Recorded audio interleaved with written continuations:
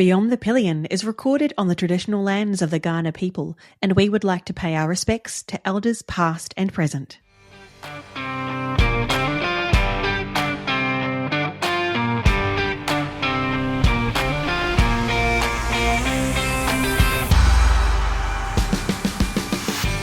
Welcome to Season 2 of Beyond the Pillion. My name is Kahiwa. I use she, her pronouns, and I am still the chaotic one.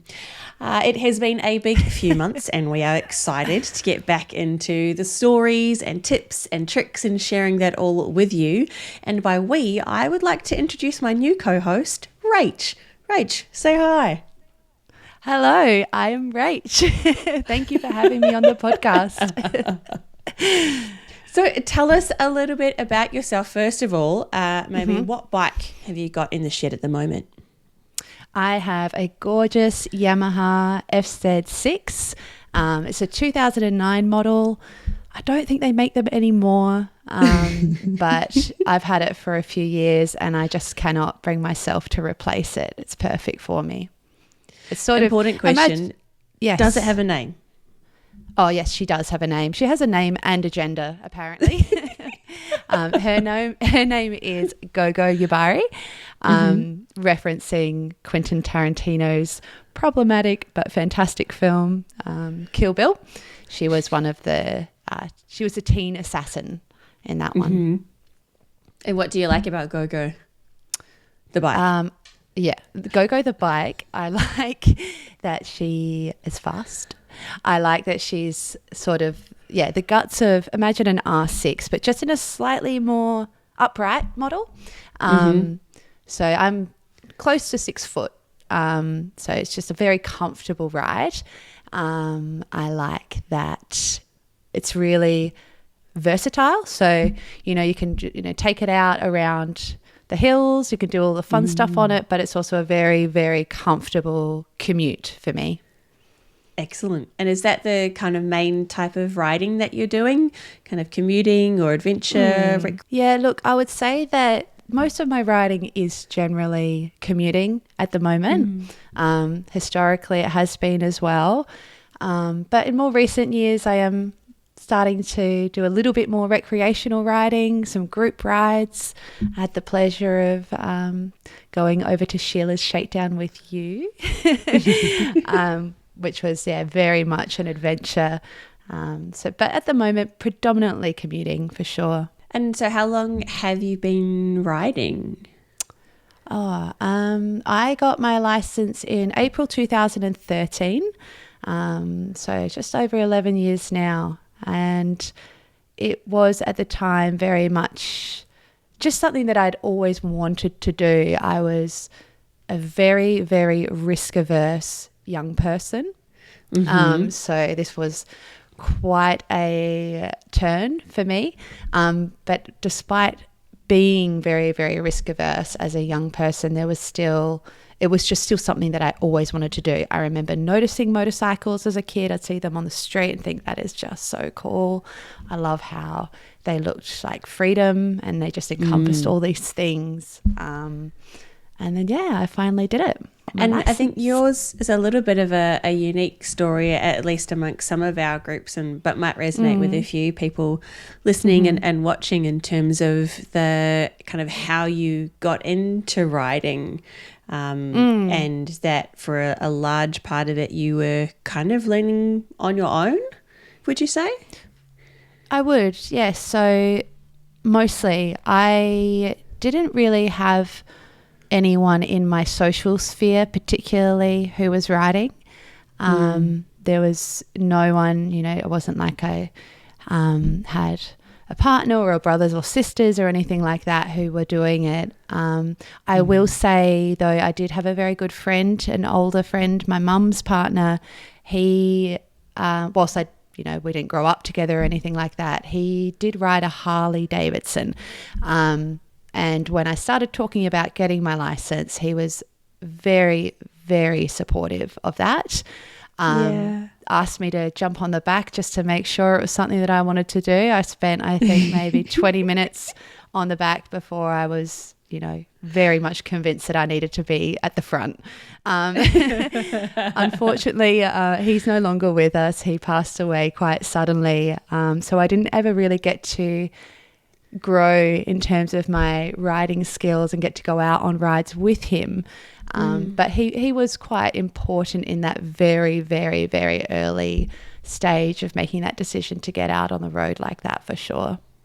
Yeah. Yeah. That sounds really, really special. And so it sounds like been riding for a fair wee while kind of since then. Are there any kind of particular things that you have enjoyed over that time? Oh, look, so many things. I have really enjoyed the experience of growth, of learning. I think particularly because I did feel like I did a lot of it on my own. I was making mistakes on my own. I was terrified on my own. Those first few weeks were really, really hard. And I still vividly remember sort of the fear associated with, you've just got your license and then all of a sudden you're like, oh, wow, I can actually do this, get out on the road. But it was terrifying for me, and I have no shame about sharing that experience. And to look back on that and to know that most of the time now getting on the bike is pretty much nothing but pure joy, and to have that reflective element of it is pretty rewarding. And then also along that kind of journey, I still talk about it sometimes with other newer riders, recognizing there can be this really beautiful shifting point where you go from this weight where it's very, very terrifying on one hand and a little bit exciting on the other.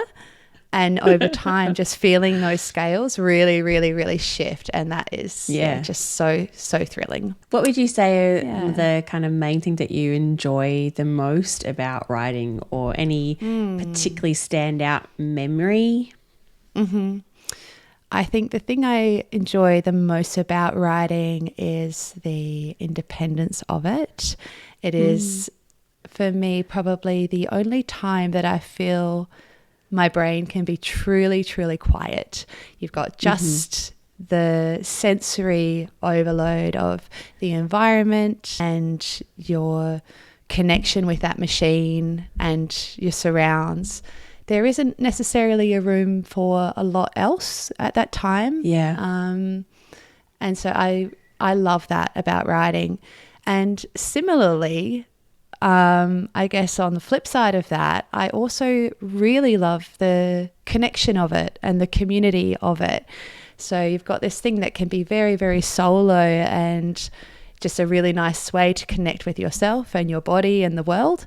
But there is also something about riding that is so community focused. You can connect with anyone who rides a bike on that. You don't have to have anything else in common, and you will still find a way to share stories. And I love that about the motorcycle world, for sure.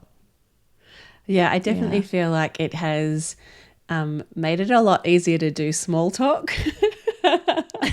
when you Definitely. can bring up the idea of motorcycles, and whether the other person rides or not, at least there's a good kind of at least 10-15 minutes of conversation just talking about motorcycling and what it takes and what it's like, and kind of getting into it. For sure. And that space around community and network, I think, is also really, I think it's quite a unique aspect of being a motorcycle rider. I think so too. And it's quite authentic small talk too. This would be someone that I would have just absolutely nothing in common with. Our values and everything are probably in polar places, but you can definitely find that really lovely middle ground. And the way someone will see you with your helmet in the street and be like, oh, what do you ride? Or, you're sitting at a cafe, you see a bunch of motorcyclists pull up, and, you kind of make that little connection with each other. And I just love that. Definitely. Yeah. And I think that you make a really great point around the kind of community aspect of riding.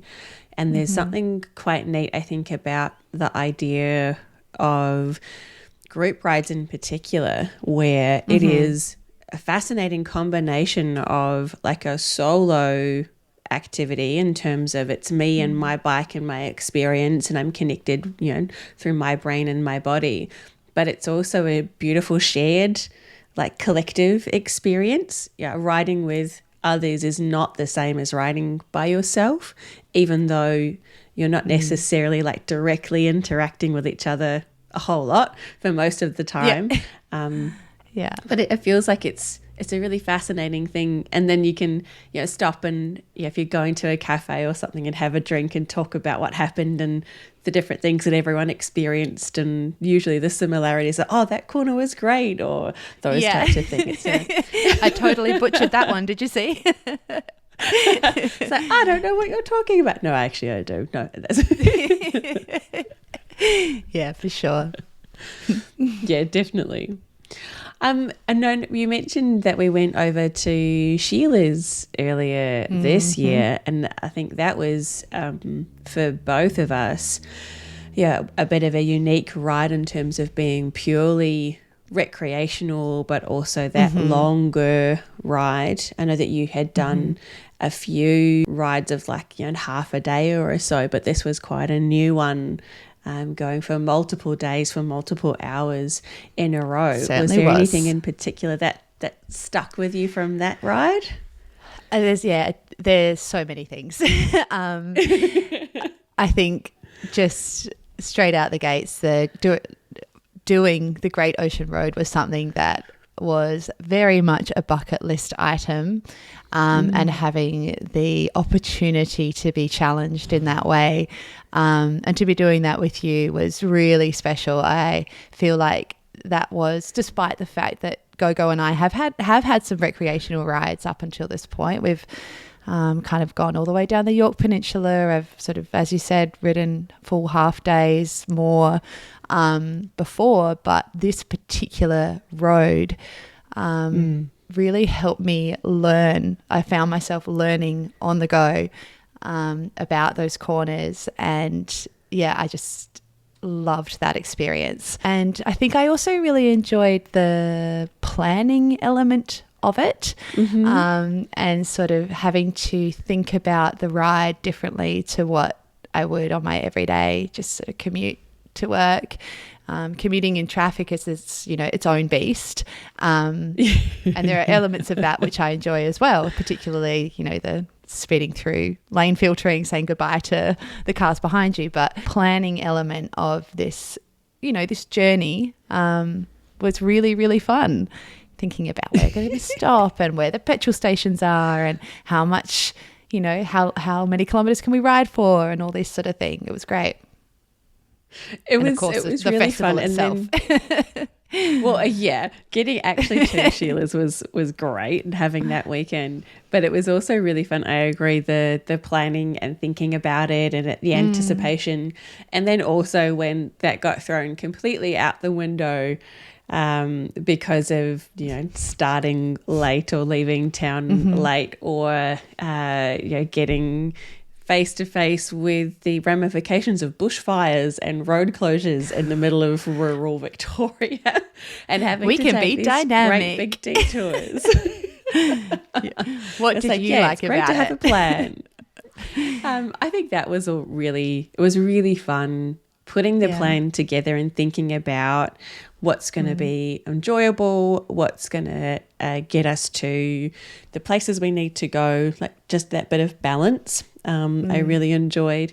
And then also being able to be dynamic on the day, like when we had to take a whole bunch of different detours to get from Nil to Balan, and you're riding through these rural areas, and there's the sense of smoke kind of rolling down the hills, which was ever so slightly ominous, but it was really fun, I think, to be able to navigate that together and still be thinking about what do we need, what's still going to be enjoyable, and also being able to be absolutely in the moment.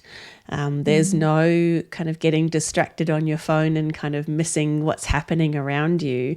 It was a really wonderful experience in being present, I think, which I enjoyed a lot. And then, coming back via the Great Ocean Road. Last year, Mark and I had done that kind of taking turns in the car and the motorbike, but this was really fun to be able to do the whole thing on the motorbike and experiencing all of those corners and twisties, which was really, really quite a different experience, I would say. Certainly unique to what I've experienced riding within Australia for sure. And there's probably a whole other podcast episode in this, but there's something about those long rides when you do pull up somewhere and you do get to your destination and you do finally get to sit down and you get to enjoy your glass of wine or your beer or your coffee or your tea. It just feels so good. Like you throw your leg back off the bike and you I think because of the amount of work that can go into that sort of riding, the rewards at the end just taste so much sweeter. Absolutely. I recall when the first day after Sheila's and we pulled into, I think, Port Campbell and had some pre-prepared meals that were needing to be kind of reheated from frozen. And we sat there and we had some just really tasty fresh dinner, and there was just this exhausted silence between us, but just so proud and happy and excited to kind of be in that moment. And I think because of the physical nature of riding in comparison to driving, particularly as a passenger often, there's like you said, there's a greater sense of reward for having made it, that I think is, again, just that encouragement to be present and in the moment and be mindful about what we're experiencing and really appreciating it all, which is quite a valid and valuable thing, I think, to hold in days like these. Absolutely. And it's just quite unique to motorcycling. It's one of the things I love about it, for sure. Definitely. Now, I want to come back to just a couple of more things about you and background as we prepare everybody for the season to come. So you've got an FZ6 at the moment. Yes. And I know from our previous conversations that you had ridden a little bit on a teeny wee little Pee-wee 50 back in the day. But what other bikes have you owned over your riding lifetime? Do you want to tell us a little bit about that? Yeah, I've had quite a interesting little fleet over my life. I started out on a Yamaha Virago. It was a cruiser style. And I was really drawn to that bike because as a fairly apprehensive new rider, the low seat looked like it would be easier. And I mean, it turns out that motorcycle actually had quite a long wheelbase for doing some of the, those really early maneuvers at low speed, which for new riders can be the most challenging. Might not have been the best choice, but it was a great way to learn some of that stuff. After the Virago, I had a little, I think it was a 1989 Honda Sparta. Imagine like a VT 250 thing. I used to call it my mini monster because it was this little naked bike. It had the sort of chassis that wasn't completely dissimilar to a Ducati Monster, but it was this tiny little bike. But it was quite a different riding position to the Virago. It was that a little bit more aggressive sports style, which was really, really fun. And then after I got my full license, I was on a de-restricted Honda CBR 500. I loved that bike, absolutely loved it. I probably, learned a lot more around cornering and things on that little machine. I loved the torque and that kind of low end. It just got me out of so much trouble. It was very forgiving. And then I've had go for, the last 4 years or so. And that's my history of my motorcycles. And if money was no object, what is the dream bike that you'd go out to buy? If money was no object whatsoever, it would have to be the Triumph Thruxton RS, particularly the model that they released this year, which I believe is possibly their final model. It's a special. Yeah, I'm not too sure why they're discontinuing it. Now, I will couch this in the fact I have never ridden a Triumph. I don't know a lot about them. So it's purely on looks and vibes, is that what we're saying? We're going to say mostly on vibes. Yep.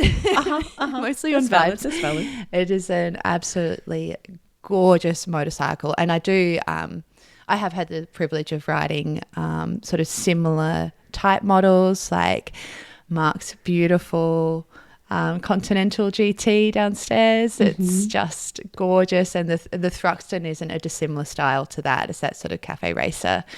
But yeah, it's just absolutely gorgeous. Lovely. I think we might have to find some pictures to pop up on social media for those listening along, so you can get a sense of actually how very, very pretty it is. Yes. And maybe we'll see if we can sneak a picture of the Continental of Connie alongside to get a sense of... If anybody from Triumph is listening and they happen to want to sponsor this episode with a bike, they are more than welcome to get in touch. Hashtag open to sponsorship. Absolutely. Alrighty, so I've got one more question for you. This podcast really is about trying to help people get into and stay riding. So what would you say is your number one tip for someone looking to get into riding? I would say take that plunge. Do it. If you have the means to do it, do it. Even if you are scared, even if you haven't done it before, if you don't know anybody in your orbit who has, do it regardless. I would say try and find people to connect with about it. That can be really, really, really helpful, and it can help you feel less alone. You know, if you're making mistakes around other people, you can feel a lot safer. I'd say also do your research as well. Look up different types of bikes, sit on different types of bikes. Looks are very important, I will say, and it can be really important to connect with your motorcycle in that way, but you do also want to actually know that it feels right. So yeah, that's what I would suggest. I think something we've talked about in previous episodes, at least for some people, when you're trying to balance that fear and confidence in the early stages, having something that you want to ride that looks really pretty, that makes you maybe feel a little bit guilty for leaving in the shed, that you want to go and build that connection and that relationship with, can be a really strong motivator to get you riding, to get over that fear hump, to build that bridge kind of towards more confidence. So I think there's something really, really powerful in that. And it sounds like for you, a little bit like for me, there was something about the vision of being a motorcyclist that was quite a strong driver. Absolutely. For you, that sense of independence, but also overcoming maybe some fears beforehand, or trying to create that sense of identity of someone who is brave and maybe gets scared about things but does them anyway, which I think is really powerful lesson that motorcycling can give us, as well as also being really fun and having lots of budget-friendly components as well, and stuff like that. There is something really powerful about it. And I'll just add, I think, on that there's just no timeline. There's no set timeline for what good riding looks like. It will be different for everybody. I think spike could be a good motivator. Like you said, it's in other words, if you're afraid of it, there's probably a good reason for you to do it. And that's for motorcycling and for other areas in life as well. Yeah. Yeah, for sure. Alrighty. Well, I also do just want to say thank you so much, Rach, for coming and joining joining the podcast, joining the family, and helping me keeping this going. But we do also want to say a big thank you to Mark for everything that he has done to date. Beyond the Pillion wouldn't exist without him, or his knowledge, or his stories, or his support, or a large part probably his bikes as well. So if you are a fan of Mark and his dulcet tones and maybe somewhat questionable takes at times, don't worry, they're not going too far.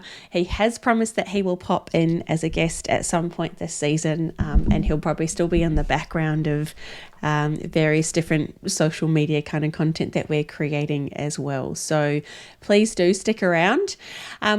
But this season, you can expect absolutely more tips, more interviews, more answers to your questions. So if you are on Instagram, if you're watching on YouTube, or listening on Spotify or any of the motorcycling groups that we're a part of, flick us a message, leave a comment, let us know what are some things that you would like us to talk about. But in the next episode, I'm really excited to finally be able to share an interview I did with Amanda Phoenix from Peak Moto and Flying Solo Gear Company a wee while ago. If you have been listening for a while, you will know that I am a big fan of Peak Moto, of the gear that they sell, a big fan of the Flying Solo bags that Amanda designed and produces. And this conversation with Amanda is really exciting. I think talking about, using motorcycling to find community, setting up kind of a business that is designed to be inclusive specifically for women and gender diverse motorcyclists. And also what it's like riding the big bikes as a shorter statured person. Is that relatable, is it, Kahiwa? I mean, I am somewhat a little bit taller than Amanda, but Amanda is about the same height as I think a lot of people who want to ride motorcycles, but maybe think that they are too tall or too big to be able to manipulate. And Amanda's got some great tips to share through that interview. So I am excited to share that with everybody. But until then, please ride safe and have fun. Beyond the Pillion is a show pony production brought to you by Kahiwa Sebire and Ray Hosking and supported by Women Moto, the online magazine for women motorcyclists. Go to womanmoto.com. Follow us on Instagram and YouTube at Beyond the Pillion. Drop a comment or send us a DM and let us know what you want to hear more about. If you liked this episode, please leave a review or tell a friend.